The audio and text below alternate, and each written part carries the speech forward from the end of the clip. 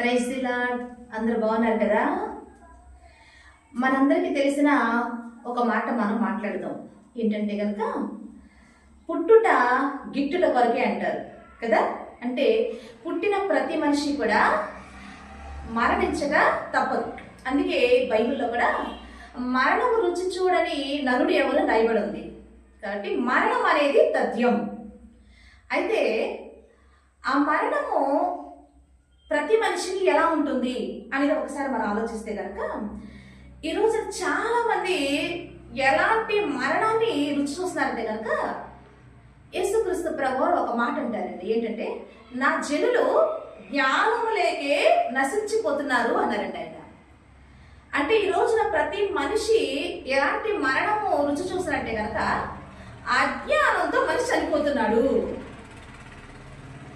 అంటే జ్ఞానము లేక, దేవుని గురించిన జ్ఞానము మీద అవగాహన లేక ఆ మనిషి తాను ఎందుకు పుట్టాడో, ఎందుకు బ్రతుకుతున్నాడో, ఎందుకు చనిపోతున్నాడో అనే కామన్ సెన్స్ అనేది మనిషికి లేక ఈ రోజున మనిషి తన జీవితాన్ని వ్యర్థంగా గడుపుకుంటూ వ్యర్థంగా మరణిస్తున్నాడనేది సత్యం. అది యేసుక్రీస్తు ప్రభువారు ఇలా మనిషి చనిపోతుంటే వాళ్ళ గురించి మన ప్రభు ఏమంటారంటే కనుక, నా జనులు జ్ఞానం లేక నశించిపోతున్నారు అన్నారు ఆయన. అంటే దైవ జ్ఞానము లేక నశించిపోతున్నారంటే అర్థం ఏంటంటే అజ్ఞానములో మనిషి మరణిస్తున్నాడు. అంటే మనిషి మరణం ఎలా ఉంటుందంటే కనుక అజ్ఞానంతో మనిషి మరణం ఉంటుంది. మరి అలా మనిషి నశించిపోతుంటే మరి దేవాది దేవుడు చూస్తూ ఊరుకుంటున్నారండి? కానే కాదండి. ఎందుకంటే దేవుడు లోకం ఎంతో ప్రేమించునని వాక్యం ఉంది. మరి ఆయన ప్రేమ ఎలా చూపించారు అంటే కనుక ఆయన గురించి లూకా గారు ఏం తెలియజేశారంటే కనుక, నశించిన దాన్ని వెతికి రక్షించుటకే మనుష్య కుమారుడు వచ్చేను అని రాయబడిందండి. అంటే ఇలా జ్ఞానము లేక మనిషి నశించిపోతుంటే వాళ్ళని రక్షించిన కొరకు ఆ దేవుడు ఆకాశమున్న సింహాసనం విడిచిపెట్టి ఈ మట్టి లోకంలో, ఈ మట్టి నేల మీద ఆ యొక్క సుందరమైన పాదాలు నడిచినాయండి. నడటమే కాదు కానీ మానవుల మట్టి దేహంతో ఉన్న మానవుల చేతులతో కొరడాలు దెబ్బలు తిన్నాయండి. తింటమే కాదు కానీ ఆ మానవుల చేతుల మీదుగా ప్రాణాలు కూడా పోగొట్టుకున్నారండి ఆయన. అంటే దేవుడి ప్రేమ ఎంతగా ఆయన ప్రేమించాడు అనేది అర్థమవుతుంది మనకి. అంటే అంతగా ఆయన ప్రేమ చూపించిన కారణం ఏంటంటే నరుడు అజ్ఞానంతో చనిపోతున్నాడు. కాబట్టి ఆ నరుడికి దేవాది దేవుడు ఏం చేయాలని ఆయన దిగొచ్చాడంటే కనుక ఇలా నశించిపోతున్న ప్రజలకు కావాల్సి ఏంటంటే కనుక జ్ఞానం. అందుకే యాకోబు గారు రాసిన పత్రికలో యాకోబు గారి ద్వారా దేవుడు ఏమంటున్నారని చూస్తే కనుక యాకోబు గారు రాసిన పత్రిక 1వ అధ్యాయము 5వ వచనం చూస్తే కనుక, మీలో ఎవరికైనాను జ్ఞానము పొదువుగా ఉన్న యెడల అతడు దేవుని అడగవలెను, అప్పుడు అది అతనికి అనుగ్రహింపబడును అని రాయబడుతుంది. అంటే దేవుడు మనకేమి ఇస్తానంటున్నాడంటే కనుక జ్ఞానం. మీరు ఎవరికైనా పొదువుగా ఉంటే, జ్ఞానం పొదువుగా ఉంటే వారు దేవుణ్ణి ఏమడగాలంట? జ్ఞానం అడగాలంట. చూడండి, అంటే ఈ రోజున చాలా మంది దేవుడి దగ్గరికి వెళ్ళి జ్ఞానం అడగాలి కానీ ఏమడుగుతారని చూస్తే కనుక చాలా కోరికలు అడుగుతారండి. అవునా? నిజంగా తెలివి కలిగిన వారు ఏమడుగుతారంటే కనుక జ్ఞానమే అడుగుతారండి. నిజంగా ఈ భూమి మొత్తంలో నా కనుదృష్టిలో తెలివి కలిగిన వారు ఒక్కరు కనపడ్డారండి. ఆయన ఎవరు అంటే కనుక సొలొమోను గారు. నిజంగా అండి, సొలొమోను గారు బాలుడైనప్పటికీ కూడా చాలా మహా జ్ఞానంతో, మహా తెలివితో సొలొమోను గారు దేవుని జ్ఞానం కావాలని అడిగాడండి.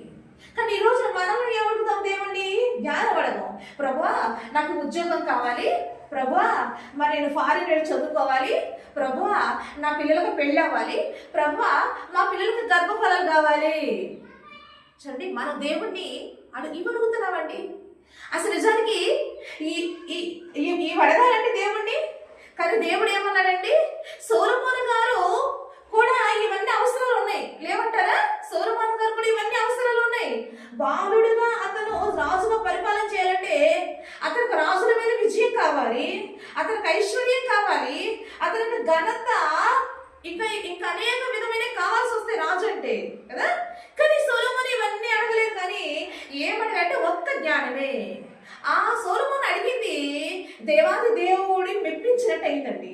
ఆయన దిగి వచ్చి చాలా సంతోషించి ఆ జ్ఞానం అడిగినందుకు ఈ జ్ఞానానికి బోనస్గా ఇవన్నీ ఇచ్చేసాడు దేవుడు. ఇచ్చాడా లేదండి? మనం చదువుకున్నాం, మన అందరికీ తెలిసిందే కదా. అంటే ఇచ్చేసారు. అంటే ఈ రోజున మనిషికి కావాల్సింది ఏంటి అంటే కనుక, ఈ రోజు దేవుని దగ్గరికి వెళ్ళి ప్రతి మనిషి అడగవలసింది ఏంటంటే కనుక జ్ఞానము. ఇది సత్యం అండి. ఎందుకంటే మనకి ఎంత డబ్బు ఉన్నప్పటికీ కూడా ఇవన్నీ మనం రక్షిస్తాయండి? రక్షించు. మనిషిని రక్షించేది ఏంటి, మనిషికి లాభకరమైనది ఏంటి అంటే కనుక ఒక్క దైవ జ్ఞానమే. అందుకే సొలొమోను గారు ఒక మాట అంటారు. ఏమనంటే కనుక, ఒకసారి సామెతల గ్రంథం చూస్తే కనుక ఈ జ్ఞానము అడిగిన సొలొమోను గారికి ఒక సంగతి అర్థమయ్యి మనకి తన సామెతలో ఈ విషయం రాశారంటే ఒకసారి చూస్తే కనుక సామెతల గ్రంథము 10వ అధ్యాయంలో ఒకసారి 2వ వచనం చూస్తే కనుక భక్తిహీనుల ధనము వారికి లాభకరము కాదు అన్నది. అంటే ఎంత డబ్బున్నప్పటికీ కూడా, ధనం ఉన్నప్పటికీ కూడా మనిషికి అది లాభం కాదంట. ఇంకా చూస్తే 11వ సామెతల గ్రంథమే 11వ అధ్యాయము ఒకసారి 4వ వచనం చూస్తే కనుక ఉగ్రత దినమందు ఆస్తి అక్కరకు రాదు అని రాయబడిందండి. అంటే ఉగ్రత దినమందు ఆస్తి కూడా అక్కడికి రాదంట. ఒకసారి మనం ఆలోచిద్దాము. ఈ రోజున చాలా మంది డబ్బున్న వాళ్ళు ఉన్నారు కానీ వాళ్ళకు కూడా కొన్ని వ్యాధుల బారిన పడినప్పుడు వాళ్ళు ఆ వ్యాధిని ఆ డబ్బు వల్ల నయం చేసుకోగలిగినట్టు మనం చూస్తున్నామండి? లేదండి. ఎంతో డబ్బున్న వాళ్ళు, చాలా మంది పేరు ప్రఖ్యాతులు కలిగి ఎంతో డబ్బు సంపాదించిన వాళ్ళు ఉన్నారు. కానీ వాళ్ళు ఆ డబ్బుతో తమ ప్రాణాలు కాపాడుకోగలిగారండి? కాపాడుకోలేకపోయారు. అందుకే యేసుక్రీస్తు ప్రభు వారు కూడా ఆయన మనుష్య కుమారుడుగా భూమి మీద ఉన్నప్పుడు ఏమన్నారంటే, ఒక్కని కలిమి విస్తరించుట అది వారి జీవానికి కూడా మూలం కాదు అని చెప్పారండి. అంటే దీన్ని బట్టి మనకి ఏమర్థం అవుతుందంటే కనుక డబ్బు అనేది మనిషి ప్రాణాన్ని కాపాడలేదు అనేది మనకు అర్థమవుతుంది. అయితే దీని గురించి ప్రసంగి గ్రంథంలో సొలొమోను గారు ఇంకా అద్భుతమైన మాట అంటే ఒకసారి చూద్దాము. ప్రసంగి గారు రాసిన గ్రంథము ఒకసారి 7వ అధ్యాయము 12వ వచనం చూస్తే కనుక జ్ఞానము ఆశ్రయాస్పదము, ద్రవ్యము ఆశ్రయాస్పదమే, అయితే జ్ఞానము దాని పొందిన వారి ప్రాణమును రక్షించును, ఇదే జ్ఞానం వల్ల కలుగు లాభము అనేది. ఎంత చక్కని మాట కదా, చాలా బాగుంది కదా ఈ మాట. అంటే మనిషికి ఆశ్రయాస్పదము, ద్రవ్యం కూడా ఆశ్రయాస్పదమే, జ్ఞానము కూడా ఆశ్రయాస్పదమే. కానీ ఇప్పుడు ఈ రెండింటిని కంపేర్ చేస్తే సొలొమోను గారు మహాజ్ఞాని, గొప్ప తెలివి కలిగిన వాడైన మహా గొప్ప రాజు అయిన సొలొమోను గారు ఏమన్నారంటే కనుక, జ్ఞానము ద్రవ్యం ఈ రెండు పక్కన పెడితే ఈ రెండింటిలో మనిషికి ఏది లాభం అని అన్నాడంటే, ఏది లాభం అంట? జ్ఞానమే లాభం అంట. ఆ జ్ఞానమే మనిషి ప్రాణాన్ని రక్షిస్తుందంట. చూస్తారండి? అంటే జ్ఞానం ఎంత మనిషికి అవసరమైనదో అనేది మనకు అర్థమవుతుందండి. కాబట్టి ఈ జ్ఞానము ఇప్పుడు మనకి బ్రతుకున్న ఈ 70-80 సంవత్సరాల మనిషి జీవిత కాలానికి అవసరం వస్తుంది. ఆ తర్వాత ఈ జీవితకాలం అయిపోయిన మరుక్షణము ఈ దైవ జ్ఞానము శాశ్వత జీవాన్ని సంపాదించుకోవడానికి కూడా మనిషికి జ్ఞానము ఉపయోగపడుతుంటే, ఈ శరీర ప్రాణాన్ని ఆ కాలం రాకమునిపై మరణించకుండా ఈ ప్రాణాన్ని కాపాడుకోవడానికి, శరీర ప్రాణాన్ని కాపాడుకోవడానికి ఈ యొక్క జ్ఞానం మనకి ఉపయోగపడుతుంది. అదే విధంగా ఈ దేహాన్ని విడిచిన మరుక్షణం మన ఆత్మ ప్రాణము కాపాడుకోవడానికి కూడా ఈ జ్ఞానం అనేది మనకి ఉపయోగపడుతుంది అనేది సత్యం. అందుకే సొలొమోను గారిని గ్రహించిన సొలొమోను గారు దేవాది దేవుని అడిగితే జ్ఞానము. అందుకే ఈ రోజున చాలా మంది మరణం అనేది తథ్యం మనిషికి. ఈ భూమి మీద ఏ మనిషి కూడా శాశ్వతంగా జీవించలేడు. ఎందుకంటే మరణం అనేది దేవుడు పెట్టిన ధర్మం, ఆయన ధర్మ విధి అది. అందుకే దేవుడు కలగజేసి నరులారా తిరిగి రండి అని పిలుస్తున్నాడు. కాబట్టి భూమి మీద ఏ మనిషి కూడా శాశ్వతంగా ఉండటం అనేది అసాధ్యం. అందుకే మరణం అనేది తథ్యం. అయితే ఆ మరణం నీకు ఎలా ఉంటుంది అంటే కనుక, అజ్ఞానంతో నువ్వు మరణించకూడదు. నువ్వు ఎలా మరణించాలంటే కనుక జ్ఞానంతో నువ్వు కనుక ఈ అది నీకు లాభం. అందుకే దేవుడు మన ఎడల తన ప్రేమను ఎలా చూపిస్తాడు తెలుసా? ఈ రోజున ఆయన దిగి వచ్చి జ్ఞానము లేక అజ్ఞానంతో నశించిపోతున్న తన పిల్లలను ఆయన రక్షించడానికి, ఆ నశించిపోతున్న ప్రజలు రక్షించడానికి దేవాది దేవుడు దిగి వచ్చి ఏమన్నాడు తెలుసా? మీలో ఎవరికైనా జ్ఞానం పొందుగా ఉన్నాడు అది నన్ను అడగండి అన్నాడండి. చూడండి, ఈ రోజు నేను కూడా దేవుడి దగ్గరికి నేను ఎన్నోసార్లు నా సాక్ష్యం చెప్తూ ఉన్నానండి. దేవుడి దగ్గరకు నేను కూడా నా యొక్క శరీర ప్రాయ పరిస్థితులను దేవుడి దగ్గరకు నేను వచ్చినప్పుడు, అప్పుడు దేవుడు నా శరీరానికి పాడు చేస్తున్న ఆ చీకటి శక్తిని, నా శరీర ప్రాణాన్ని మరి తీసివేయాలని నిరాకరిస్తున్న ఆ చీకటి శక్తిని దేవుడు వెళ్ళగొట్టలేదు. కానీ దేవుడు నా దగ్గరకు వచ్చి నాకు చెప్పింది ఏంటో తెలుసా అండి? ఆ రోజు సొలొమోను ఏదైతే అడిగారో ఆ దేవుడు నా దగ్గరకు వచ్చి ఏమన్నాడు తెలుసా అండి? ప్రభువా, నాకు కూడా స్వస్థత ఇవ్వు, నాకు కూడా విడుదల ఇవ్వు అని నేను అడిగినప్పుడు దేవుడు వచ్చి నాకు ఏం చెప్పారు తెలుసా అండి? నువ్వు నన్ను అడగొద్దు, నువ్వేమడగాలో తెలుసా? జ్ఞానం అడుగు అన్నాడండి దేవుడు నన్ను. దేవుడు మహిమ కలుగును గాక. ఆ రోజు దేవుడు నా దగ్గరకు వచ్చినప్పుడు మరి నువ్వు నన్ను ఇవ్వడవద్దు, నువ్వు నన్ను జ్ఞానం అడుగు, జ్ఞానం నీకు ఇస్తానన్నాడండి దేవుడు. ఆ రోజు నుంచి నేను దేవుని జ్ఞానం అడగటం మొదలు పెట్టానండి. ఎందుకు ప్రభు ఆ రోజు నన్ను జ్ఞానం అడగమని ఆ రోజు నాకు అర్థం కాలేదు. కానీ ఈ రోజున ఈ జ్ఞానం ఏంటి అనేది నేను చదివి దేవుని దగ్గర పాదాలు నేర్చుకున్నప్పుడు ఈ రోజు నాకు ఒక సత్యం అర్థమైంది. జ్ఞానము కలిగిన వాడే ఈ భూమి మీద తెలివి కలిగిన వాడు, జ్ఞానము కలిగిన వాడే అతను తనను తాను రక్షించుకుంటాడు, తన ఆత్మను కూడా రక్షించుకోగలడు, జ్ఞానము కలిగిన వాడే ఇతరులను కూడా రక్షించగలడు అనే సత్యాన్ని నేను తెలుసుకొని ఈ రోజున ఆ యొక్క ప్రేమతో దేవుడి ఆత్మ భారంతో ఈ రోజున ఈ జ్ఞాన సూక్తులను మీకు తెలియచేయడానికి మీ ఎదుటికి మీ సహోదరిగా ప్రేమిస్తూ మీ సహోదరి మీద నిలబడ్డానండి. దేవునికి మహిమ కలుగును గాక. నిజమండి, జ్ఞానం లేకపోతేనంట సామెతల గ్రంథంలో సొలొమోను గారు ఏమనంటే జ్ఞానం లేనివాడంట ఆపదలో పడిపోతాడు అన్నదండి. నిజమేనండి, జ్ఞానం లేకపోతే మనిషి ఎక్కడ పడిపోతాడంటే కనుక ఆపదలో పడిపోతాడు మనిషి. ఏంటి ఆపద అంటే కనుక నరకం అనే పాతాళ ఊపి అనే ఆపదలో మనిషి పడిపోతున్నాడు జ్ఞానం లేక. చూడండి, ఈ రోజున మనం రోడ్డు మీద వెళ్తా ఉంటాం కదా. ఒక్కొక్కసారి వెళ్తున్నప్పుడు ఒక అంబులెన్స్ కనపడతా ఉంటుంది మనకి, అవునా? అంబులెన్స్ ఎలా అంటే బాగా సౌండ్ వేసుకుంటా, అవునా? అదేం సౌండ్ అంటే అది అంటే సౌండ్ చేస్తూ అంబులెన్స్. ఎందుకంటే ఆ అంబులెన్స్ వస్తున్నప్పుడు మిగిలిన వెహికల్స్ అని పక్కకి వెళ్ళిపోవాలి కదా. ఎందుకు అంటే కనుక ఎందుకు అలా వెళ్ళాలంటే కనుక లోపల ఉన్నారు, పేషెంట్ ఉన్నారు, అవునా? అంటే ఆ పేషెంట్ కండిషన్ ఎమర్జెన్సీ కేసు అది, అంతే కదా. అది ఎమర్జెన్సీ కేసు అనమాట. అంటే అది తొందరగా వెళ్ళిపోయి ట్రీట్మెంట్ ఇస్తే కదా ఆ పేషెంట్ ప్రాణం అనేది కాపాడబడుతుంది కదా. అంటే అది ఎమర్జెన్సీ కేసు అంటాం. అలాగే ఈ రోజున జ్ఞానము కూడా మనిషికి ఎలాంటి ఒక ఎమర్జెన్సీ లాంటిదే. నిజమండి, జ్ఞానం అనేది ప్రతి మనిషికి కూడా ఒక ఎమర్జెన్సీ లాంటిదే.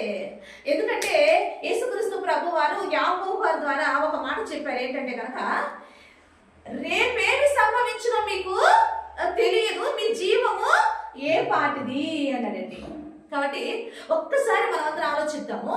మరుక్షణము మన ప్రాణంతో మనం ఉంటామని గ్యారెంటీ ఉందా అండి?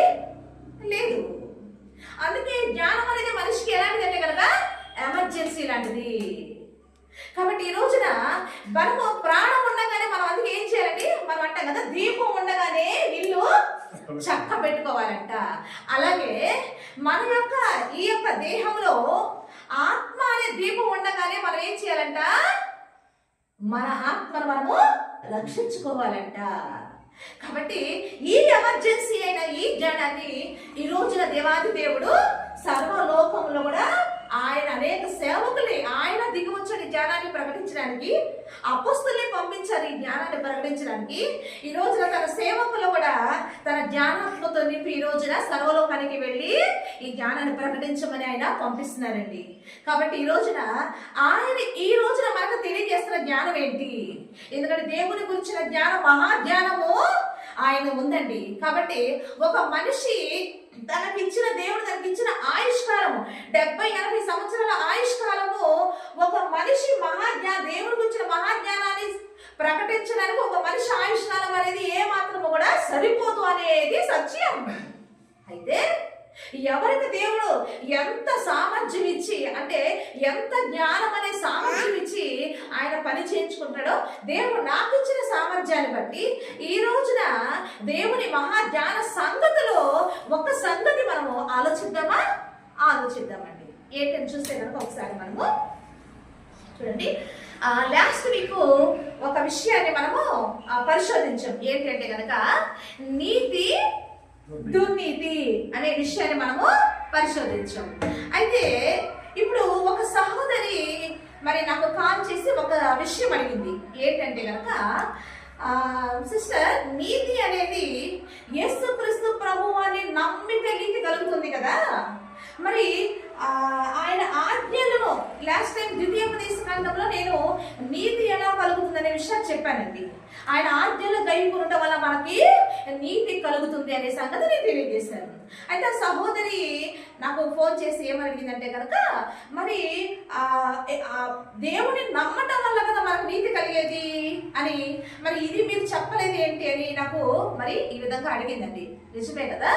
ఇప్పుడు ఒక్కసారి మనం ఆలోచిస్తే, నేను లాస్ట్ వీక్ చెప్పింది ఏంటంటే, ఇంకొక విషయాన్ని నేను విశదపరచడానికి, మనుషుల నీతి దేవుని నీతి అని ఆ యొక్క తేడా చూపించడానికి నేను ఆ ఒక రిఫరెన్స్ మాత్రమే నేను కోట్ చేసుకొని చెప్పానండి. అయితే ఈ రోజు నేను సంపూర్ణంగా ఈ నీతి గురించి తెలియచేయడానికి నేను మీ సహోదరిగా వచ్చాను. ఒకసారి దీని గురించి ఆలోచిస్తే కనుక ఆదికాండం 15వ అధ్యాయంలో, నిజమే ఆ సహోదరి చెప్పినట్లు ఆదికాండం 15వ అధ్యాయంలో అక్కడ దేవాది దేవుడు అబ్రహాం గారి దగ్గరకు వచ్చి మాట్లాడతారు కదా. మాట్లాడిన సందర్భంలో అబ్రహాం గారికి దేవుడు ఏమంటే, నేను కుమారుడు ఇస్తాను, సంతానం ఇస్తాను అని అన్నప్పుడు అప్పుడు అబ్రహాము ఆ మాట నమ్మటం వల్ల దేవుడు అప్పుడు అబ్రహాం గారితో ఏం మాట్లాడతారో చూస్తే కనుక ఆదికాండం 15వ అధ్యాయము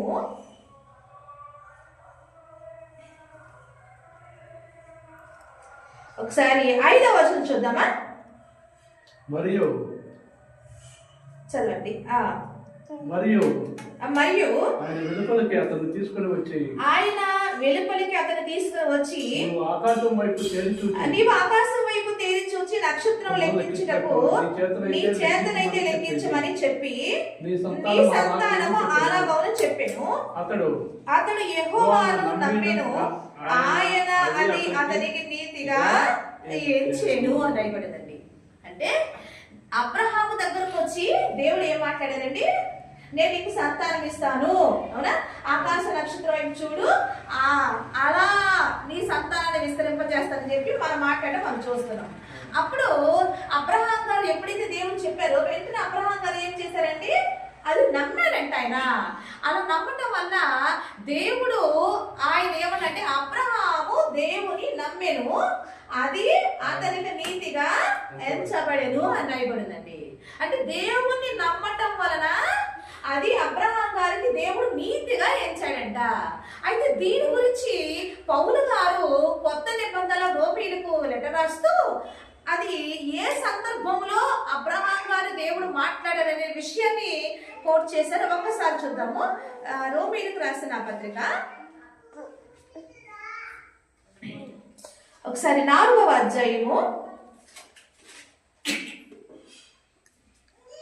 20 నుంచి ఒకసారి చదివితే కనుక, అవిశ్వాసము వలన దేవుని వాగ్దానముల గురించి సందేహింపగా దేవుని మహిమపరిచి ఆయన వాగ్దానము చేసిన దాన్ని నెరవేర్చుటకు సమర్థుడని రూఢిగా విశ్వసించి విశ్వాసము వలన బలము పొందెను. అందుచేత అది అతనికి నీతిగా ఎంచబడెను.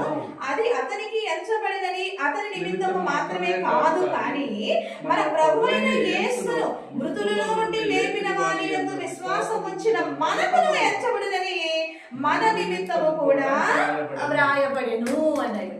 అంటే అక్కడ అబ్రహాం గారితో చెప్పిన ఆ యొక్క మాటను ఇక్కడ పౌలు గారు ఈ రోజున ఏమని తెలియజేస్తారు తెలుసా, ఇది ప్రభువైన యేసుక్రీస్తు ప్రభువారి నామమందు విశ్వాసం ఉంచుట వలన అందు నిమిత్తం అది రాయబడింది అని రాశారండి. ఎంత గొప్ప మాట కదా, ఎంత గొప్ప ఎక్స్ప్లెనేషన్ కదా. ఎప్పుడో జరిగిన, క్రీస్తు పూర్వం జరిగిన, ప్రాకారంలో జరిగిన ఆ విషయాలను ఈ రోజున పౌలు గారు ఎంత చక్కగా విశదపరుస్తున్నారో చూసారా. అంటే ఈ రోజున దీన్ని బట్టి మనకి ఏమర్థమవుతుందంటే కనుక, మొదటగా ప్రతి మనిషికి నీతి కలగాలంటే, మనిషి దేని వల్ల ఒక మనిషికి నీతి కలుగుతుందంటే కనుక దేవుని నమ్మటం ద్వారానే అనేది సత్యం. అయితే దేవుని నమ్మితే సరిపోతుందా? నమ్మితే నీతి కలుగుతుందా మనకి? అంతవరకే ఇక నీతి వచ్చేసి ఇక మనం నీతివంతులు అయిపోతామా అనేది మనం ఆలోచించాలిగా.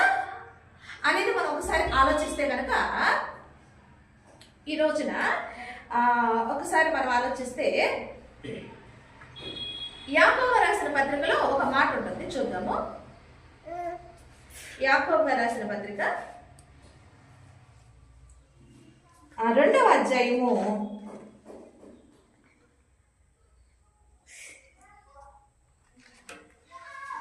19వ వచనం ఒకసారి చదివితే కనుక, దేవుడు ఒక్కడే అని నీవు నమ్ముచున్నావు, అలాగ నమ్ముట మంచిదే. దెయ్యములు కూడా నమ్మి వణుకుచున్నాయి. అంటే దేవుడు, ఇప్పుడు యేసుక్రీస్తు ప్రభు వారు దేవుడు, ఆయన సృష్టికర్త, ఆయన ఒక్కడే దేవుడు, ఆయన అందరికి ప్రభువు అని ఈ రోజు మనం అందరం యేసుక్రీస్తు ప్రభు వారు నమ్మి ఆయన సన్నిధికి వచ్చాము. కరెక్టే కదా? అయితే దీని గురించి ఇక్కడ యాకోబు గారి ద్వారా దేవుడు ఏమనంటే కనుక, దేవుడు ఒక్కడే నమ్ముట మంచిదే, కానీ ఏమంటే కనుక నువ్వు నమ్ముచున్న అలాగ నమ్ముట మంచిదే. అయితే దెయ్యాలు కూడా నమ్మి వణుకుచున్నాయి. అంటే మనమే కాదు కానీ ఆయనే ఒక్కడే దేవుడు అనే సంగతి దెయ్యాలు కూడా నమ్ముతున్నాయంట. అంటే దీనివల్ల మనం ఒకసారి ఆలోచిస్తున్నాం, దేవుని నమ్మితే మాత్రమే నీకు నీతి కలుగుతుందా? అంటే నమ్మి నువ్వు వదిలేస్తావా? లేదండి. నమ్మిన తర్వాత నువ్వు ఏం చేస్తే నువ్వు నీతిమంతురాలుగా అవుతావు అనేది ఈ రోజు మనం ఆలోచిస్తున్నాం అనమాట. నమ్మితే సరిపోదు, అంటే దెయ్యాలు కూడా నమ్ముతున్నాయట. అయితే నమ్మిన నువ్వు ఏం చేయాలి అని ఇక్కడ యాకోబు గారు దేవుడు తెలియజేసినట్టే కనుక, విశ్వాసము లేని క్రియలు లేని విశ్వాసం అంట మృతం అంట. అంటే నువ్వు విశ్వాసమును కలిగి ఉన్న తర్వాత నువ్వు ఏం చేయాలంటే కనుక క్రియలు చేయాలంట. ఏం చేయాలంట? మనమందరం కూడా క్రియలు. అంటే నమ్మిన తర్వాత, యేసుక్రీస్తు ప్రభువు నమ్మిన తర్వాత నువ్వు క్రియలు చేయాలిగా, అవునా? అంటే క్రియలు అంటే ఏంటి? పనులు. అంటే దేవుని గురించిన పనులు. అంటే దేవుని గురించిన పనులు అంటే ఏముంది? ఆయన నీతి క్రియలు, అంతే కదా? అంటే దేవుని యొక్క నీతి క్రియలు చెయ్యకపోతే నువ్వు నీతిమంతురాలుగా ఎలా నీ యొక్క మరి విశ్వాసాన్ని నువ్వు కనపరుచుకోగలవండి? అంతే కదా? ఒకసారి దీని గురించి మనం ఆలోచిస్తే కనుక, ఒకసారి అండి ఏజ్కేల్ గారి గ్రంథం మనం ఎన్నోసార్లు మనం చదువుకున్నాం కదా. ఏజ్కేల్ గొప్ప ప్రవక్త. అయితే ఆ ప్రవక్త గారి ద్వారా దేవుడు ఏం మాట్లాడతాడంటే కనుక, ఒకసారి ఆలోచిస్తే, నీతివంతుడంట అనేకమైన నీతి క్రియలు జరిగించి ఒక్కసారి గనక తప్పు చేస్తే ఇప్పుడు చేసిన నీతి క్రియలన్నీ కూడా లెక్కలోకి రావంట. అతను దుష్టుడుగానే దేవుడు లెక్కలోకి తీసుకుంటాడంట. ధర్మశాస్త్ర ప్రకారం అంతే కదండి. ధర్మశాస్త్ర ప్రకారము 10 ఆజ్ఞల్లో 9 ఆజ్ఞలు గైకొని ఒక్క ఆజ్ఞ గైకొనకపోయినా అది అతని నీతిమంతుడుగా తీర్చిదిద్దదంట.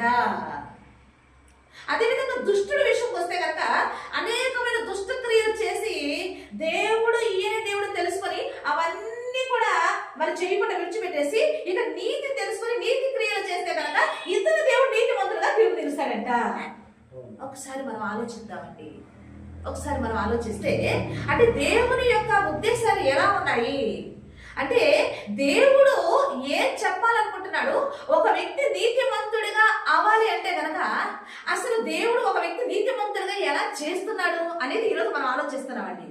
దేవుడిని నమ్మటం అనేది ఒక వంతు అయితే దేవుడు మనం నమ్మిన తర్వాత మనం ఏం చేయాలంటే కనుక విశ్వాసంతోనే దేవుడు నమ్మేది. కానీ ఆ విశ్వసించిన మనమంట క్రియలతో కూడిన విశ్వాసాన్ని మనము కనపరచాలంట.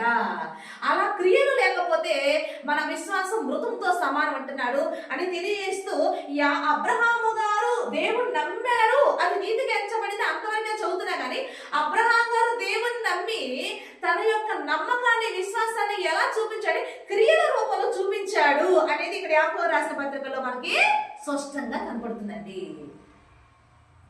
అయితే ఈ రోజున మనము కూడా ఏం చేయాలి అంటే కనుక, ఈరోజు యేసుక్రీస్తు ప్రభువు నమ్మాం మనం, కానీ నమ్మిన మనం ఏం చేయాలంటే కనుక క్రియలతో మన విశ్వాసాన్ని మనము కనపరచాలి అనేది సత్యం. అందుకే ఈ రోజున మరి దేవుడు మనల్ని రోమీ రాసిన పత్రిక ఒకసారి చూస్తే కనుక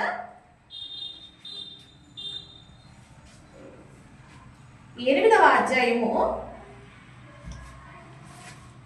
ఒకసారి 28 నుంచి ఒకసారి చూస్తే కనుక,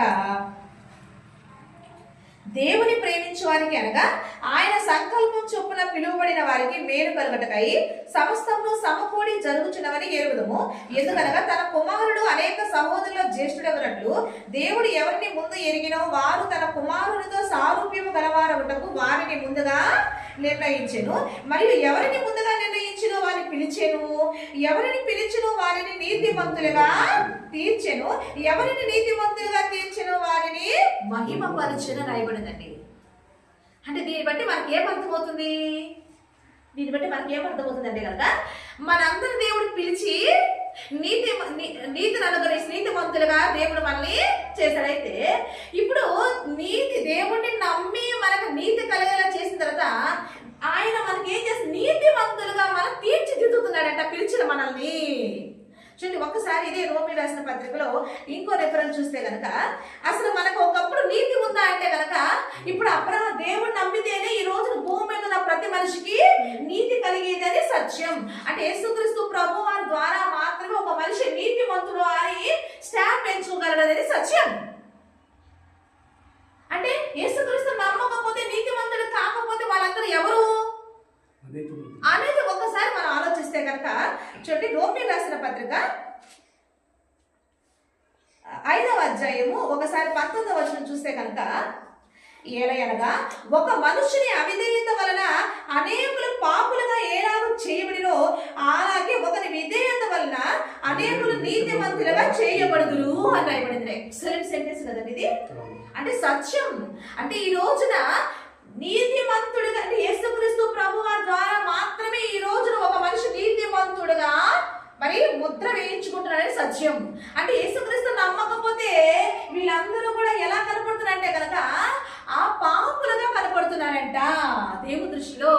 ఎందుకు పాపులుగా కనపడుతున్నారంటే కనుక, ఇక్కడ రోమీ రాసిన పత్రికలు పౌలు గారి ద్వారా దేవుడు ఏమి తెలియజేస్తే, ఒక మనుషుని అవిధేయత వల్ల అనేకులు పాపులుగా చేయబడ్డారంట. అంటే ఈ రోజు ఒక మనిషి అవిధేయత అంటే ఆ మనిషి ఎవరు అంటే కనుక మొదటి మనుషులైన ఆదాము. ఈ రోజున ఆదాము ద్వారా ఈ రోజున సర్వలోకంలో ఉన్న ప్రతి మనుషులు కూడా పాపులుగా చేయబడ్డారని సత్యం. అందుకే ఈ రోజున చాలా మంది జన్మ పాపం ఎందుకు అంటున్నారంటే కనుక, ఆదాము నుండి వచ్చిన ప్రతి ఒక్కరూ కూడా పాపులుగానే మనకి కనపడుతున్నారు. ఎందుకంటే ఆదాము ఆజ్ఞ అధికరించి అవిధేయత చూపించాడు కాబట్టి ఈ రోజున ఆదాము నుండి పుట్టిన ప్రతి ఒక్కరు కూడా పాపులుగా కనపడుతున్నారు. అందుకని ఈ రోజున ఒకరి విధేయత వల్ల అనేక నీతిమంతులుగా తీర్చబడుతున్నారంట. ఎవరు ఈ ఒకరి విధేయత అంటే ఎవరు ఈ మనిషి అంటే కనుక ప్రభు యేసుక్రీస్తు ప్రభు వారి ద్వారా. అందుకే ఈ రోజు భూమి మీద పుట్టిన ప్రతి మనిషి కూడా యేసుక్రీస్తు ప్రభు వారి యందు నామందు విశ్వాసం ఉంచవలసిందే. ఆయన నామందు విశ్వాసం ఉంచితే పాపిగా ఉన్న నీవు నీతిమంతుడుగా నువ్వు తీర్పు పొందుకుంటావు అనేది సత్యం. అయితే ఆయన నమ్మితే సరిపోయిందా అంటే లేదండి. ఇప్పుడు అబ్రహాం గారు కూడా దేవుడిని నమ్మి ఏం చేశారండి, తన విశ్వాసాన్ని క్రియలో చూపించాడంట. అలాగే ఈ రోజున యేసుక్రీస్తు ప్రభు వారిని మనమందరూ కూడా విశ్వసించాము. మరి నమ్మితే సరిపోయిందా లేదండి. మన విశ్వాసం కూడా ఎలా ఉండాలంట, క్రియలతో కూడిన విశ్వాసం మనం కూడా కనపరచాలంట. అలా కనపరచకపోతే దేవుడు ఏమైనా దెయ్యాలు కూడా యేసయ్య దేవుడు నమ్మిని మీకు దెయ్యాలకు తేడా లేదు అని అన్నాడు. అందుకనే క్రియలతో కూడిన విశ్వాసం మనం కూడా చూపించాలి. చూపించాలంట. అంటే ఏంటి ఆ క్రియలు అంటే కనుక మనందరికీ కూడా దేవుడు ఈ యొక్క వాక్యంలో రాయించిన నీతి క్రియలు ఉన్నాయండి. అదే దేవుని నీతి. అందుకే ఈ రోజున ఈ నీతి ఏంటి అనేది, ఈ రోజున దేవుని నీతి ఏంటి, ఈరోజు సర్వలోకానికి దేవుడు ఇదిగో ఈ మహా జ్ఞానాన్ని ప్రకటిస్తున్నాడు అనేది సత్యం. ఈ రోజున దేవుడు నీతి తెలియకపోతే, ఆయన నీతి మార్గం ఏంటో నీకు అర్థం కాకపోతే నువ్వు ఎలా నీతి మార్గంలో నడవగలవు?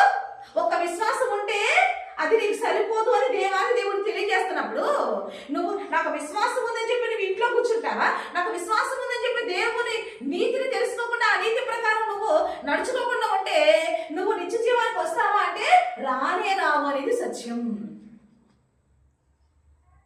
దేవునికి పక్షపాతం లేదు. సృష్టి ఆరంభం నుంచి మన పితరుల దగ్గర నుంచి దేవుడు ఈ విధంగా నడిపిస్తున్నాడు. ఇప్పటికీ కూడా మనందరినీ కూడా దేవుడు ఈ విధంగానే నడిపిస్తున్నాడు.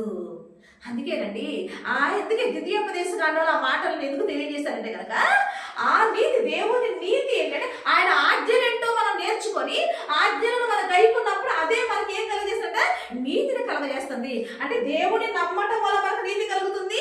నమ్మితే సరిపోదు, నమ్మిన మనం కూడా ఏం చేయాలంటే ఆయన ఆజ్ఞలు మరి చదివి ఆయన ఆజ్ఞలు నేర్చుకొని ఆయన ఆజ్ఞలను గైకొని ఆయన ఆజ్ఞల ప్రకారమే మనం జీవించినప్పుడే అప్పుడే మనం నీతిమంతులుగా మనము ముద్రించబడతాము. అప్పుడు నీతిమంతులుగా దేవుడు మనందరినీ కూడా తీర్చిదిద్దుతున్నాడు. ఎలా అంటే తన ఆత్మను మనకు అనుగ్రహించి, అంతే కదా. ఇప్పుడు యేసుక్రీస్తు ప్రభువు ఏమన్నారంటే నేను వెళ్ళి మీకు పరిశుద్ధాత్మను అనుగ్రహిస్తానన్నాడు. ఈరోజు పరిశుద్ధాత్ముడు మనలోకి వచ్చి ఏం చేస్తాడంటే కనుక ఈరోజు చాలా మంది పరిశుద్ధాత్మ పేరిట రకరకాలుగా ప్రవర్తించే వాళ్ళు కూడా ఉన్నారండి. కానీ కాదు, పరిశుద్ధాత్ముడు మనలోకి వచ్చి మనం ఏం చేస్తాడు తెలుసా? మనం నీతిమంతులుగా తీర్చిదిద్దుతున్నాడు. ఆయన ఆజ్ఞలు మనం నేర్చుకొని ఆయన ఆజ్ఞల ప్రకారం గైకొనేలా మనం చేస్తున్నాడండి పరిశుద్ధాత్ముడు. అంతే కానీ పరిశుద్ధాత్ముడు రకరకాలుగా మాట్లాడించడం మనల్ని, పరిశుద్ధాత్ముడు మనతో డాన్స్ వేయించడం మనల్ని, పరిశుద్ధాత్ముడు మనల్ని ఉజ్జీవంగా గంతులు వేయించే ఈరలు వేయించేది కాదు. పరిశుద్ధాత్మ అంటే మనకి దేవుని జ్ఞానాన్ని నేర్పించడానికే పరిశుద్ధాత్ముడు మనలోకి వస్తున్నాడండి. కాబట్టి మనం ఆలోచిద్దామండి. దేవుని ఆత్మ మనల్ని నీతిమంతులుగా తీర్చిదిద్దుతుంది. ఇది ఒక్క రోజులో సరిపోయిద్దా అంటే నీతిమంతులుగా? ఈ రోజున దేవుడు నన్ను కూడా ఇలా నీతిమంతురాలుగా నన్ను చేయడానికి దేవుని యొక్క జ్ఞానాన్ని నేను నేర్చుకొని ఆయన నీతి ఏంటో నేను నేర్చుకొని ఆయన నీతులకు రావడానికి నాకే దాదాపుగా 8-9 సంవత్సరాలు పట్టిందండి. దేవుని మహిమ కలుగును గాక. ఇది ఒక్క రోజున ఏ పని కాదు. అయితే మనం ఏం చేయాలి? దేవునితో మనము సహవాసం చేయాలి. మనం ఏం చేయాలి? ఆయన సంఘానికి మనం వెళ్ళాలి, క్రీస్తుతో సహవాసం చేయాలి, ప్రతిదినము క్రీస్తుని మనము ఆరాధించాలి, క్రీస్తుని మనం ప్రతిరోజు చదవాలి, నేర్చుకోవాలి, ప్రకటించాలి. ఇది ఎప్పటి వరకు అంటే కనుక అంతం వరకు, మన జీవితం ముగిసేంత వరకు ఆ విధంగా ఆయన నీతిలోనే మనం నడుచుకుంటూ ఆయన నీతిలోనే మనము నడుస్తూ మన జీవితాన్ని మనము ముగించుకున్నప్పుడే అప్పుడే మనకేం కలుగుతుంది? మోక్షం. అప్పుడే మనకేం కలుగుతుంది అంటే కనుక మోక్షం జరుగుతుంది, పరలోకం జరుగుతుంది. ఇది సత్యం. అందుకే ఈ రోజున మనకంటే ఈ కృప అంటే ఈ నీతి కూడా మనకు దేవుడు ఎలా ఇచ్చాడు అని రోమీ రాసిన పత్రికలో ఒక చాట్ రాయబడిందంటే చూస్తే కనుక రోమీ రాసిన పత్రిక 3వ అధ్యాయము దీని గురించి ఈ విషయాల గురించి పౌలు గారు వివరిస్తూ ఆయన ఏమన్నారంటే కనుక 24వ వచనం చూస్తే కనుక కాబట్టి నమ్మవారు ఆయన కృప చేతనే క్రీస్తు యేసునందు విమోచనము ద్వారా ఉచితంగా నీతిమంతులని తీర్చబడుచున్నారు. పూర్వము చేయబడిన పాపములను దేవుడు తన ఓరిమి వలన ఉపేక్షించినందున ఆయన తన నీతిని కనపరచవలనని క్రీస్తు యేసు రక్తమునందలి విశ్వాసము ద్వారా ఆయనను కరుణకు ఆధారముగా బయలుపరచెను. కాబట్టి దేవుడు ఇప్పటి కాలమందు తన నీతిని కనపరచు నిమిత్తము తాను నీతిమంతులను యేసునందు విశ్వాసము కలిగిన వారు నీతిమంతులుగా తీర్పు తీర్చేవాడు ఉండటకు ఆయన అలాగూ చేసెను. చూసారండి, అంటే దేవుని యొక్క ఎంత గొప్ప సంకల్పం. అంటే పూర్వం చేయబడిన పాపమును మన ఆదాము ద్వారా పుట్టిన పాపము, ఆదాము నుండి పుట్టింది ఒక పాపం అయితే పుట్టిన మనమందరం కూడా ఏం చేస్తున్నాం అంటే కదా పూర్వము అనేకమైన పాపాలు చేసామంట. మనం ఈరోజు పాపం చేయని వాడు ఎవరు ఉన్నారండి? చాలా మంది ఈరోజు పాపం చేసిన వాళ్ళే. ఎందుకు పూర్వం మనం చేయబడిన పాపం ఏంటి అనేది ఒక్కసారి ఒక ఇంకొక రెఫరెన్స్ చూస్తే కనుక తీతుకు రాసిన పత్రికలో ఒకసారి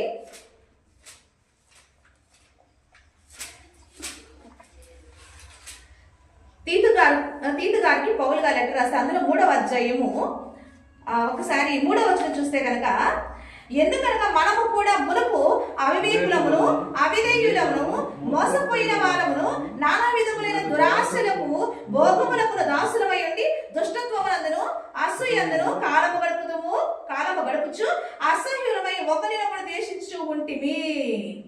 అంటే పూర్వం మన పరిస్థితి ఎలా ఉందండి? చూడండి ఎంత భయంకరంగా బతికే కదా మనము, అవివేకంగా అజ్ఞానంగా దురాశలకు మరి అదే విధంగా దుష్టత్వంలో అసూయలతో కాలం గడిపేసి అసహ్యులుగా మనము ఉన్నామంట. ఇంకా చూస్తే పేతురు గారి ద్వారా కూడా మునుపు మన పరిస్థితి ఎలా ఉంది అని రాశారండి. అది కూడా ఒకసారి రిఫరెన్స్ చూద్దాము. 1 పేతురు 4వ అధ్యాయము ఒకసారి 3వ వచనం చూస్తే కనుక మనము పోకిరీ చేష్టలు దురాశలు మద్యపానము అల్లరితో కూడిన ఆటపాటలు త్రాగుబోతుల విందులు చేయదగిన విగ్రహ పూజలు మొదలైన వాటి యందు నడుచుకొనుచు అన్యజనుల ఇష్టం నెరవేర్చుచుండ గతించిన కాలమే చాలును అని రాయబడిందండి. అంటే పూర్వం మన పరిస్థితి ఎలా ఉంది అని మనం చూస్తున్నామండి. అంటే పూర్వం చేయబడిన పాపములను ఇప్పుడు దేవుడు తన కరుణ ఆధారముగా ఇవన్నీ రోమి రాసిన పత్రికల ఆ వాక్యం ద్వారా మనం చూస్తున్నాం కదా. అంటే మునుపు మన పరిస్థితి ఏంటి అనేది మనం చూస్తున్నాం.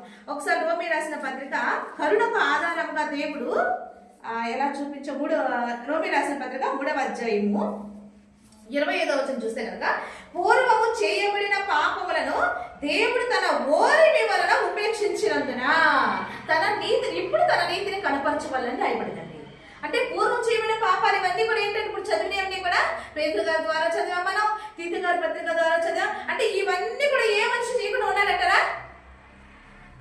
ప్రతి మనిషి ఏదో ఒక దానికి బానిస అయిపోయిన వారే. అంటే ఆ పూర్వ పాపములకు ఈ రోజున క్రీస్తు ద్వారా మనకి ఏమైందంటే క్షమాపణ కలగడానికి దేవుడు అంట మనల్నంట కరుణకు ఆధారంగా దేవాది దేవుడు యేసుక్రీస్తు ప్రభువుని పంపించి ఆయన ద్వారా ఈ రోజున మన పాపములని క్షమించి ఆయన కృప చేత ఈ రోజు మనం క్షమించి ఈ రోజున మనం ఉచితంగా దేవుడు మనల్ని ఎలా తీర్చిదిద్దాడంట? నీతిమంతులుగా తీర్చిదిద్దాడంట. కాబట్టి ఈ రోజున యేసుక్రీస్తు ప్రభు వారి ద్వారా మాత్రమే ఈ రోజున ఒక వ్యక్తి నీతిమంతుడిగా తీర్చిదిద్దుతున్నాడనేది సత్యం. యేసుక్రీస్తు ప్రభు వారి నామమున విశ్వాసం ఉంచుకునే ప్రతి ఒక్కరూ కూడా పాపులుగానే ఉన్నారనేది సత్యం. కాబట్టి ఇది మహా జ్ఞానం. కాబట్టి ఈ జ్ఞానము మన దగ్గరికి ఈ రోజు వచ్చింది. కాబట్టి మనం ఆలోచిద్దాం, ఈ జ్ఞానము నీకు మరి ఈ జ్ఞానం నీకు తెలిసిన ఈ జ్ఞానం నువ్వు అంగీకరించుకోలేదా అంటే నువ్వు అజ్ఞానంలో ఉన్నావు. అంటే ఇలా క్రీస్తు గురించిన జ్ఞానము నీకు మరి అందుకని వాళ్ళ అజ్ఞానంలో చనిపోతుంటే నశించిపోతుంటే దేవుడు వాళ్ళ అజ్ఞానంలో చనిపోకూడదని ఈ రోజున అజ్ఞానంలో చనిపోయి నువ్వు ఆపద అనే పాతాళం అనే ఆపదలకు నువ్వు వెళ్ళిపోకూడదని ఈ రోజున దేవాది దేవుడు ఇదిగో తన దాసుల ద్వారా ఈ రోజున తన జ్ఞానాన్ని తెలియజేస్తూ మిమ్మల్ని అందరినీ కూడా నీతిమంతులుగా తీర్చిదిద్దడానికి ఈ రోజున సర్వలోకాన్ని దేవుడు సువార్త ద్వారా పిలుస్తున్నాడు అనేది సత్యం. కాబట్టి ఆ సువార్త పిలుపులో ఈ రోజు నేను వచ్చాను. ఒకప్పుడు నా జీవితంలో కూడా క్రీస్తు ప్రభువారు లేరు, కానీ ఈ రోజున ఈ జ్ఞానం ఎప్పుడైతే నా దగ్గరకు వచ్చిందో అప్పుడు నేను కూడా నాకు ఇచ్చిన దేవుడు తెలివిని బట్టి నేను కూడా మరి ఈ విధంగా ఆయన జ్ఞానాన్ని నేను కూడా చదివి తెలుసుకొని ఈ రోజున సర్వ ప్రపంచము కూడా ఎంత ఆపదలో పడిపోతున్న అజ్ఞానంలో చనిపోతూ ఆపదలో పడిపోతున్నారనే భారంతో ఎంతో హృదయ వేదనతో నా సహోదరులు నా సహోదరులు ఎవరు కూడా నశించిపోకూడదని అందరూ కూడా ఆ యొక్క మోక్షాన్ని సంపాదించుకోవాలనే ప్రేమతో ఆ యొక్క ఆత్మ భారంతో ఈరోజు ఈ మాటలు తెలియజేయడానికి మీ సహోదరిగా మీ ఎదురుకు వచ్చానండి. అంటే ఆలోచించండి, ఈరోజు యేసుక్రీస్తు ప్రభు వారి ప్రేమ ఆయన కృప భూమి మీద సమృద్ధిగా ఉందండి. కాబట్టి కృపను మనం నిరర్థకం చేసేవారిగా ఉండొద్దు, కానీ ఆ కృపను మనము అంగీకరించి ఆ కృప ద్వారా ఈ రోజున మనము కూడా మనము రక్షించుకునే మరి ఆ అవకాశము మన దగ్గరకు వచ్చింది. కాబట్టి సమయం ఉండగానే మన ఆత్మదీపం ఉండగానే మన ఆత్మను మనము రక్షించుకుందాము. అలాంటి కృప, అలాంటి జ్ఞానము, అలాంటి వివేకము దేవుడు మీకు అనుగ్రహించి మీ ఆత్మను రక్షించాలని మీ సహోదరిగా కోరుకుంటూ ఈ మాటలు ముగిస్తున్నాను. దేవునికి మహిమ కలుగును గాక. ఆమేన్, ఆమేన్, ఆమేన్.